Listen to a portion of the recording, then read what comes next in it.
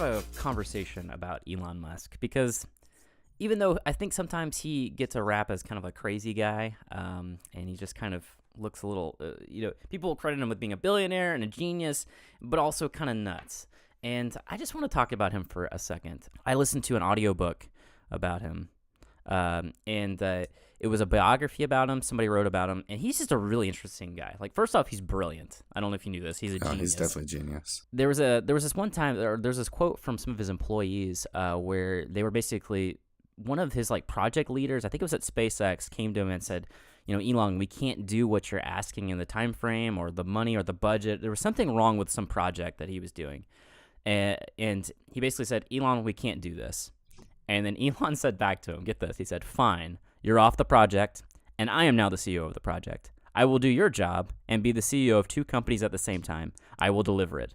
And then, and what's the crazy thing is he actually, apparently, according to his employees, he would do this kind of stuff all the time, and he would actually do what he said. He would be the CEO of two companies and the project and do it. And he was just brilliant. Like, I don't think that's the response the guy was looking for. You know what I mean? Like, no. But here's the interesting thing about it. The more I listened to this audiobook, the more I started realizing that he is somebody who is obsessed with not what you would expect. I think he's obsessed with protecting the human race. And I know it sounds weird and it sounds out there, but just hear me out. When AI started becoming more prominent, who was one of the first people to speak out? Do you remember this, Mikey? No, I mean, that's true. It was Elon Musk. He was the first one to have a problem with it. For real, yeah. He was like, guys, this is serious. Like, we need to have government controls on this. Like, this could go south really fast. And he, whether you like him or not, or whether you agree with him or not, like, you have to admit that he has a point. Like, Terminator was a movie. It could happen. Like, maybe not quite like that. I see what you're saying, but I find it interesting that you have that take. But this is also the same guy that just sold flamethrowers to. I'm getting to that. I find your take interesting. I mean, no, I mean, but truly though, I mean, like, because I'm seeing a guy that's releasing a flamethrower. He's putting his car into space. And these are really awesome. But I do see your point when you talk about he was the first one to bring up, the whole AI situation.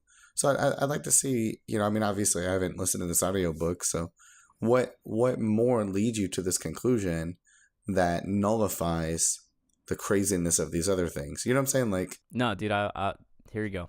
So if you look at the companies that he has been involved with and the companies that he started, whether you like it or not, let's talk about Tesla for a second. Whether you like it or not, we have a limited amount of fossil fuels. That's scientists true. Agree that we're going to run out at some point. You don't have to agree with it. You don't have to like it, but that does seem to be the case. We are eventually going to run out of that kind of stuff. And Tesla, in a market where like literally electric cars had been destroyed, like car manufacturers and oil companies basically put the hammer down on these things, he created a company that put electric cars on the map. And you cannot deny the fact that now electric cars are actually in the conversation. They're not necessarily mainstream. I mean, anyone can get one that wants one now. Years ahead of his time, he is now trying to solve a problem that we're going to have in the next couple of decades. And he's trying to, he really is concerned about the fact that we're going to have an energy crisis at some point unless we do some things. Here's another company he started, Solar City. I don't know if you've heard about this one. I have this not. One was this is a company I think is now part of Tesla, but it was its own company for a while. It's centered around making solar energy more mainstream. Again, in response to the fossil fuel thing. And so, like, he wanted to make it where solar panels were more ubiquitous. And again, it's in response to fossil fuels. I get the sense that he's trying to preserve this planet. But also, if you look at SpaceX, and he's now talking about colonizing Mars. Why colonize Mars? And here's why I think he's doing it. It's not because it makes sense financially. I honestly think it's because he is concerned about the planet. I think that he thinks he's doing this thing where he's trying to change it to where, like, we're using cleaner energy, we're using renewable energy, and if all else fails, let's all go to Mars. Right? Like, I know it sounds kind of crazy, but like that was the sense I got when I was reading this biography. If any of you have read this biography, I would love to hear your feedback and hear if that was the sense you got as well. Because he is somebody who is really concerned about that kind of stuff, and he has started companies to battle these kind of things. Now you say, why the flamethrower? Why did he put his car into space? These things are really flashy things. Well, Boring is a company that specializes in creating tunnels. So he's trying to help with transportation.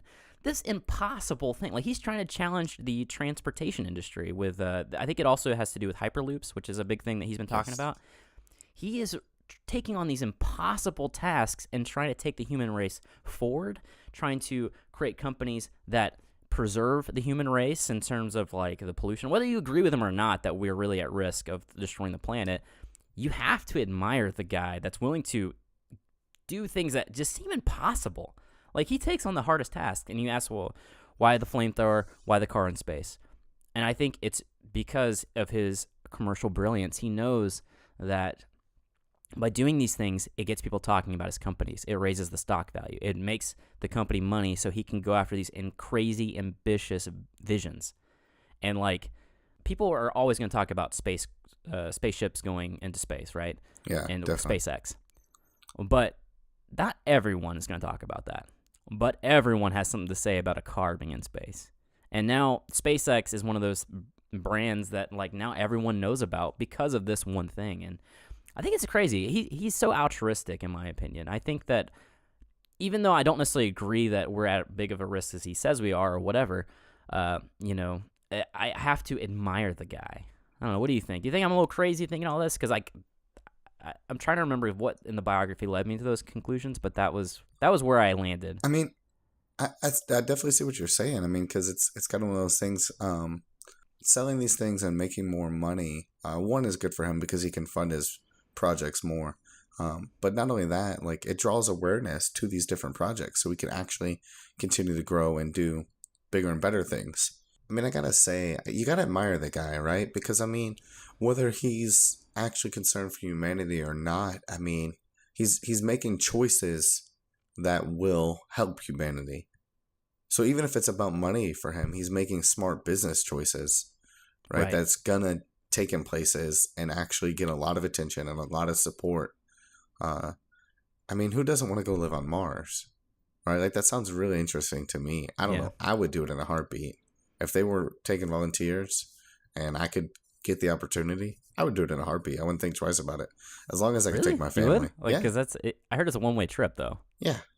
Unload up the wife and kids in the minivan, and we'll drive on over there, and we'll get on the spaceship, and we'll go. Hopefully inside a Tesla, because that'd be cool.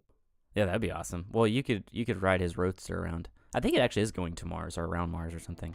Yeah, he has figured out a way to make these crazy, ambitious visions that shouldn't even be possible at this day and age, possible and profitable. And maybe I'm off base by saying he's trying to protect the human race, but it seems like everything he goes after is, one, difficult, and two, good for the human race.